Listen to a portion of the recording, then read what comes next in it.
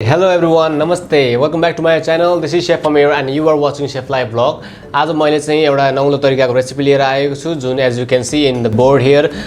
Today हामीले बनाउन गइरहेका छौं एउटा टर्मरिक रिकोटा gnocchi. जुन चाहिँ gnocchi चाहिँ एउटा इटालियन पास्ता हो. इटालीमा एकदमै famous. Mostly they are eating this pasta every couple of days, right? र gnocchi, spaghetti, penne, a variety of pasta हुन्छ. gnocchi भनेको चाहिँ एउटा फ्रेश पास्ता हुन्छ जुन फ्रोजन पनि आउँछ, बाहिरबाट रेडीमेड पनि आउँछ. But today I'm going to show you how to make this beautiful gnocchi pasta at your home. For this recipe I'm going to take this 00 flour जुन चाहिँ all purpose flour पनि भनिन्छ. त्यसैगरी रिकोटा चीज जुन चाहिँ हाम्रो सिमिलर टु कटेज चीज.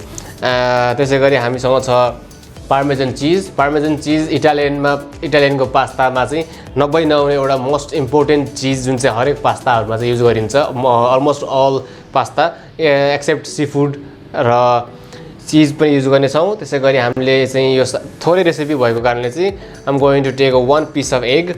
So likewise I'm going to use a pinch of nutmeg powder.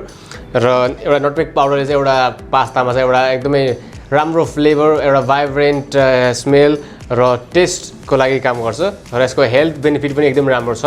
त्यसैगरी हामीले चाहिँ युज गर्न गइरहेको छौं turmeric. As I told you I'm going to make turmeric ricotta gnocchi. So त्यसैको लागि स्वाद अनुसारको we are going to use नुन यानी कि salt. So for this recipe I'm going to take one large mixing bowl. Then I have one tea tray to adjust my gnocchi pasta. Okay, shall we start?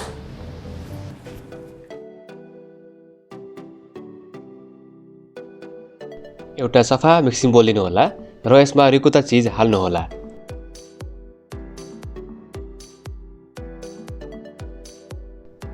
Ricotta चीज बोलमा हालिसकेपछि चीजको बीच भागमा चाहिँ अलिकति ठाउँ राखेर गहिरो शेप बनाउनु होला.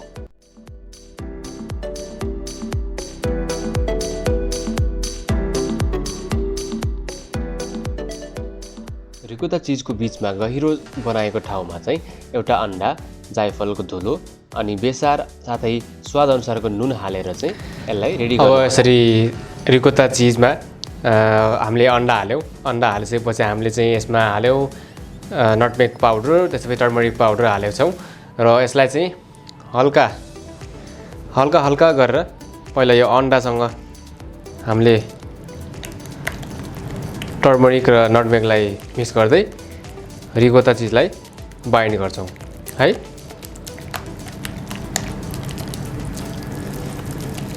यसरी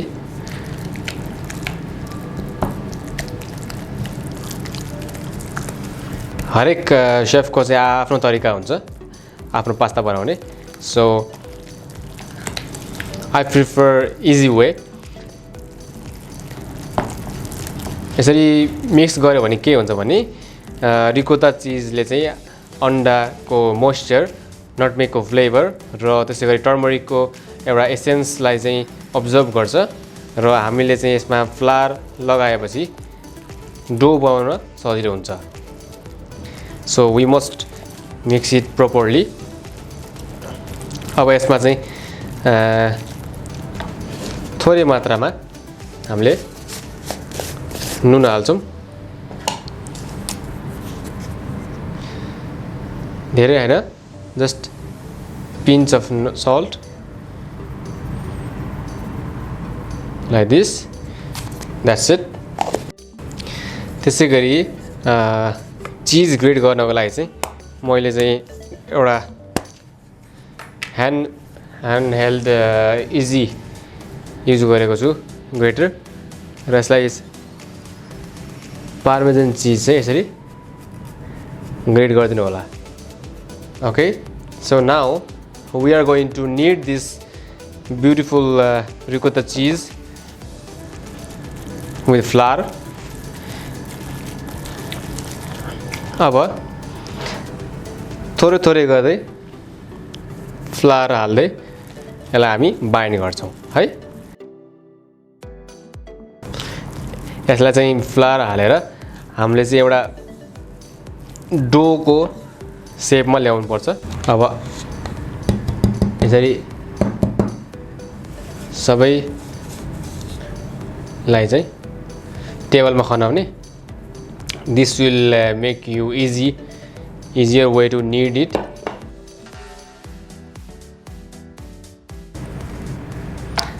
यो रेसिपी बनाउँदाखेरि चाहिँ we can also use suji यानी कि semolina. Okay, so if semolina you need to add little bit touch of water because semolina absorbs water very fast. So now I'm going to use both hands to make it like a dough consistency.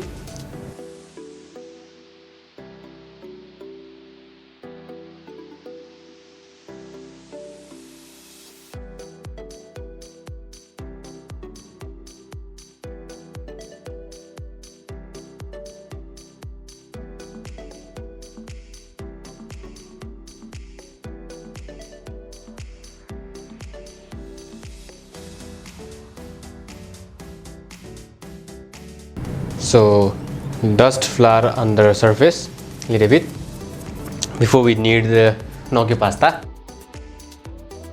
Okay, हामीले चाहिँ छोपेर राखेको पास्ताको डो यहाँ छ. So I will make a little bit flat with my own hands.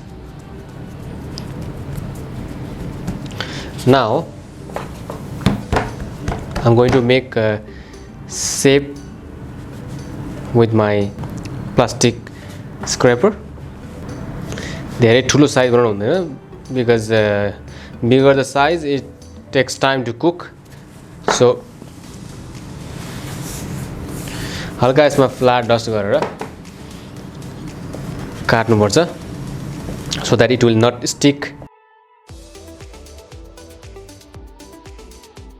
Okay, so let's keep aside some doughs.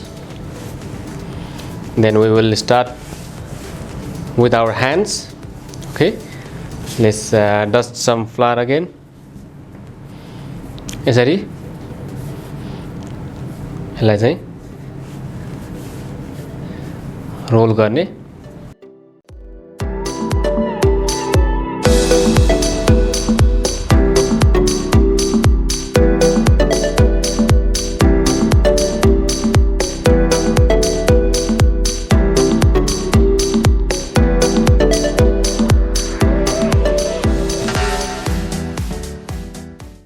Okay, now we are going to make with the fork. Fork लाई चाहिँ यस्तो तरिकाले राख्नु होला र gnocchi लाई चाहिँ यहाँबाट. So take the fork, हल्का फ्लावर डस्ट गर्ने gnocchi पास्ता यसरी गुडाइदिने है.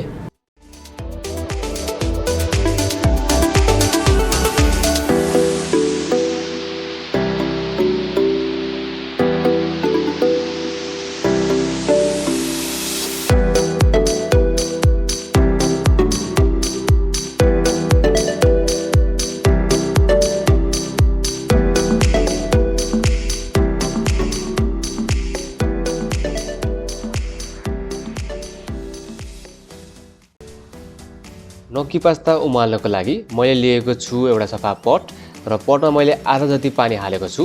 साथै यसमा मैले नुन र तेल हालेर उमाल्दै छु.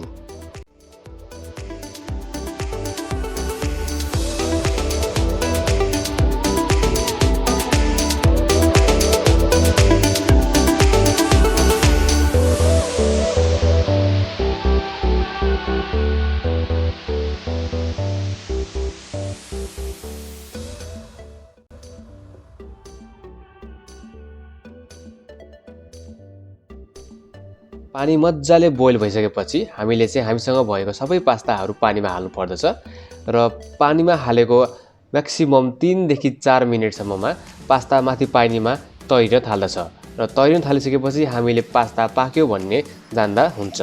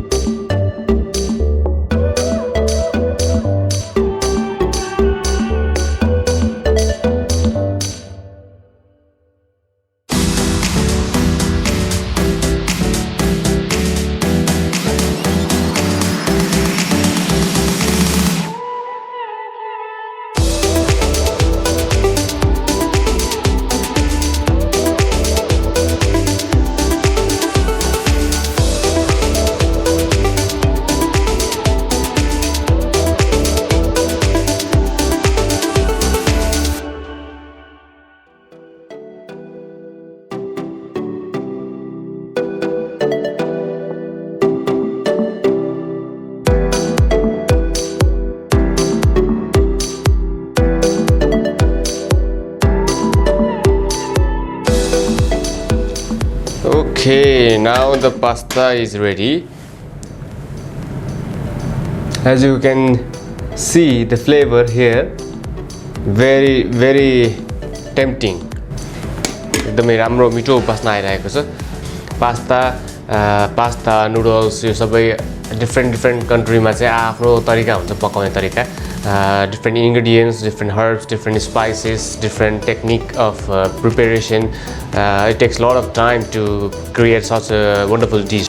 So this is one of my favorite pasta, which is gnocchi. र यसलाई चाहिँ आफ्नै तरिकाले मैले चाहिँ प्रस्तुत गर्न कोसिस गरेको छु. I hope you will like it.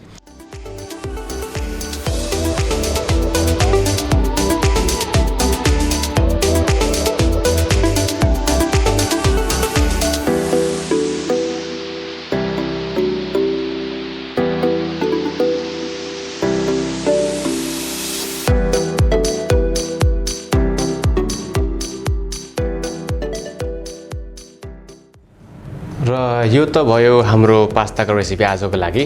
र आगामी दिनहरुमा पनि थुप्रै राम्रा रेसिपीहरु लिएर आउने बाचा गर्दै आजलाई म बिदा हुन चाहन्छु. म शेफ अमीर र मेरो च्यानलमा हेरिरहनु भएका समस्त दर्शकबिनहरुलाई चाहिँ if you find this video useful, if you find my recipes on my channel useful, then please consider subscribing.